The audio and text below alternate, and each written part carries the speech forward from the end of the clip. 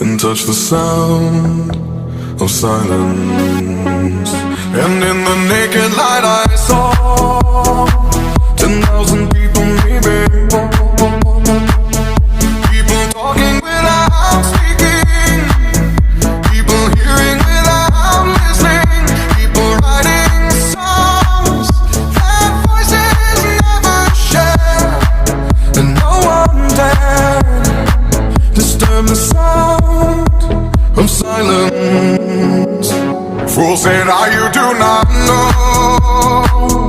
Silence like a cancer grows. Hear my words and I might teach you. Lay my arms and I might reach you. But my words, like silent raindrops, fell and echoed in the wells of silence.